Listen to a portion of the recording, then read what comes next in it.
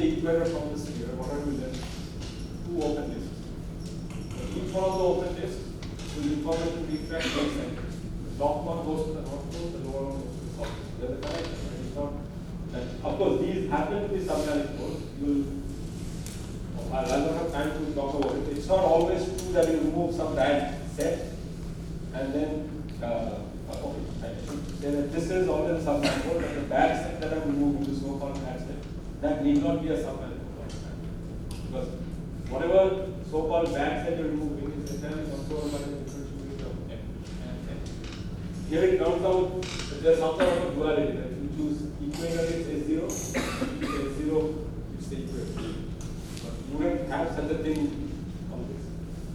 This is just a coincidence based on something that I would like to explore. Let me give you one more example which might interest most of you. So since I think this, I'll give this example and then I'll take the other.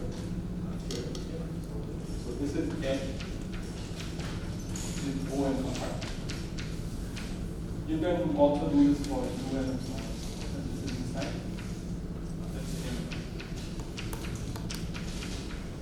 And as you see, this is Rn squared. So this is the Riemannian manifold with the usual inner product at every point being the same inner product. So just gives you a space.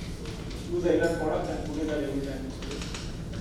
And this is a sub manifold, so it's a subset of that particular. This is not M. And here, so we have a notion of distance function. Because now if you're doing this is Rn squared in the usual sense, or it doesn't matter. So you can ask, okay, what happens if I use an M, which is E squared M? What are the bad ones? See, both of these, as limited as they are somehow highlighting that if you remove the corresponding set associated with the function F, the complement information retracts to the original M. So you should think of the complement of this as the normal bundle of the N that is now.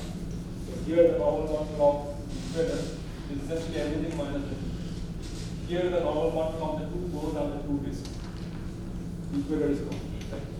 So here you are trying to remove some subset so that the complement of that subset information retracts to over. And it's not going to be a large set. So since all of you have seen Gram-Schmidt, what does Gram-Schmidt say? It says many things, but in particular one of the things it says is that given an invertible matrix, you can make it orthogonal just by normalizing the first column, the second, third, so on and so forth. But if you think about it, that's a very sort of non-symmetric choice. Because even in the GL3, you have like three linearly equivalent vectors of differing length. So if you're imagining some geometric flow which makes all of them perpendicular and length 1, you will be doing it in some sort of balanced pattern. It shouldn't be normalizing the first vector to length 1, even if it's very large. And then, so in the usual Gram-Schmidt, the first vector, the direction is always fixed. Don't change that. You change the second with respect to the first, and then change the third with respect to the first. So it's a very non-symmetric choice, perhaps a non-geometric. But this is going to sort of here, so let me say what you get here. This is an explicit calculation you can do. Easy, but it's not done that a set, what we're going to call this. So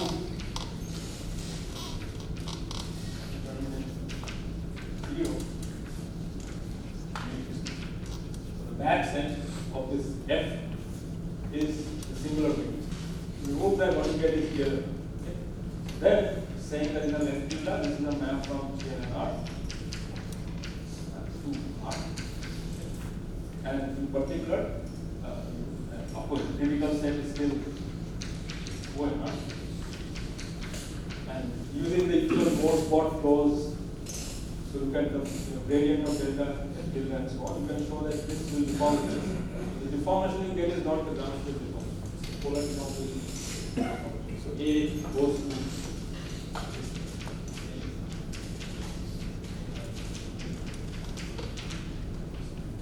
this is an orthogonal matrix. Then if you multiply this with whatever the transpose there, that's a positive matrix, so that's a R theta. So you might say that this is a more symmetrized version of deforming invertible matrix for optimal matrix. Of course, this might be harder to compute than the graph. It's not geometrically the most balanced. So just a remark we realize we found it quite good. Groundsman, as you learned, it is not symmetrically, someone learned quite symmetrically. Okay, so yeah, so let me just finish by saying what is the set that we are removing.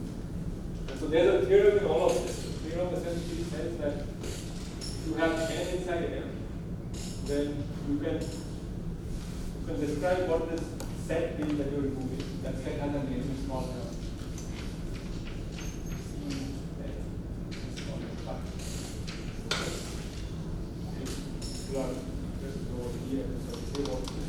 Essentially, it's saying that you look at all points in M from which there is a length minimizing curve from that point to N. So, in the case of the spheres, you see from here there are several length minimizing curves. All of these half geodesics are length.